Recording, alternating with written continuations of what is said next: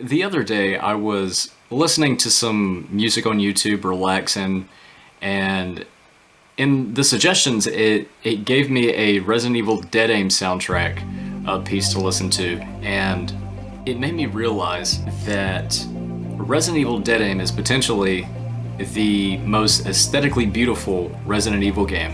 And that's kind of a bold statement, I do understand that. I think I'm not 100% wrong in saying that. The aesthetic of the game is one of the more unique looking Resident Evils. It has a very unique appearance. The set and setting of the game is probably near perfect. It's on a cruise ship, it's on a little silo thing. Kind of has a Resident Evil 7 effect, but in the opposite way. You want it to stay on the cruise ship, you don't want to go to a cruise ship, which is interesting. That is an interesting correlation. Does not equal causation. Causation does not equal correlation. Correlation does not equal causation. I don't even know what I'm trying to say right there. I was really thinking about it, and I really do think that Resident Evil Dead Aim might be aesthetically the most beautiful Resident Evil game. The way that the game looks and the way that they present the game is kind of the most unique. I don't think aesthetically they've really done anything like Dead Aim since Dead Aim. The color scheme, the intro, it reminds me of the aesthetic of Resident Evil Dead Aim is very similar to the coming soon to VHS commercials. Like if you're watching a VHS or if you're watching a DVD and you're about to see the preview for like an upcoming DVD or an upcoming VHS, it would have the screen that would say like coming soon to VHS, coming soon to DVD. It has that aesthetic. Resident Evil Dead Aim also has some of the best cinematics in Resident Evil history. It's kind of a shame in some regards. It is and it isn't. And this is what I mean by that. Resident Evil Dead Aim is a spin-off game, so it was kind of a lower budget. The game is like a short, very short game. Not to go too in-depth on like the gameplay of the game. It's a few hours long. It's really not that long of a game. And the gameplay itself is very easy. It's like the easiest Resident Evil, like by far, bar none. But it's still surprisingly fun in a lot of areas of the game. The cruise ship is just kind of fun to explore. Not a lot of people like it, but it's not the worst Resident Evil. It's like a 6 out of 10 kind of game. I really enjoyed the game, and aesthetically, it looks cool. And the soundtrack might be one of my favorite save room themes throughout the entire series. It might be my favorite save room thing. Really, that entire soundtrack is too good for its own good. It's a spin-off game, yet they did what they could with what they had, and they really let you know that. The cinematics are completely CG, and they look really good for the time. I gotta be honest, I like 𝓐𝓮𝓼𝓽𝓱𝓮𝓽𝓼𝓽's and Bruce's fight on the cruise ship more than I like Leon's and Ada's in Resident Evil 4. To a degree. The Resident Evil 4 one, there's too many Matrix type stuff. Backflips, cartwheels, slow motions, sprinting midair with a knife and a gun that's hanging in midair for 4 hours. But in Dead Aim, it's like, it has one of the coolest shots. The 𝓐𝓮𝓼𝓽𝓱𝓮 is like beating the shit out of Bruce. And there's like the way that they had the camera, the cinematic, it shows like 𝓐𝓮𝓼𝓽𝓱𝓮 kick like the camera essentially, and then it cuts to Bruce getting kicked in the face. And that's really cool. That didn't happen in Resident Evil 4. In Resident Evil 4, it was slow motion, Matrix. There is a Matrix reference in Resident Evil Dead Aim.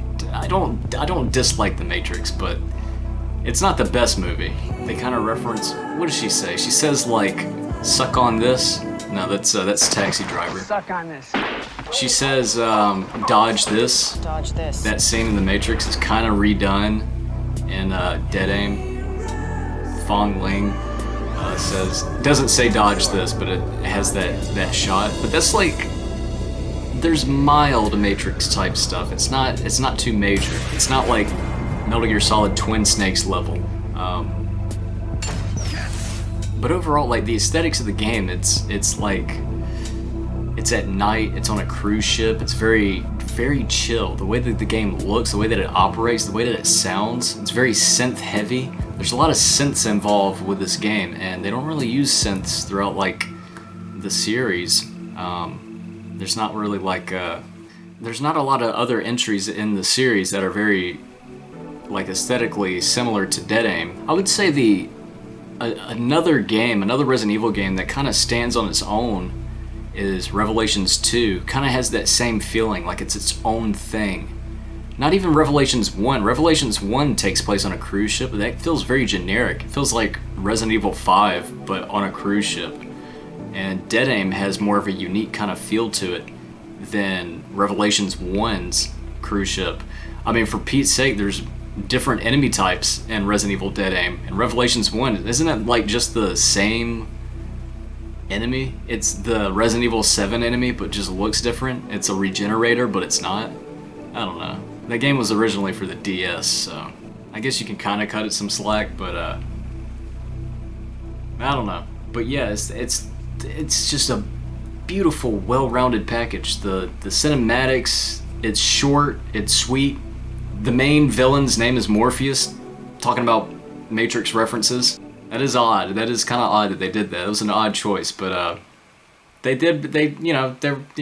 yeah.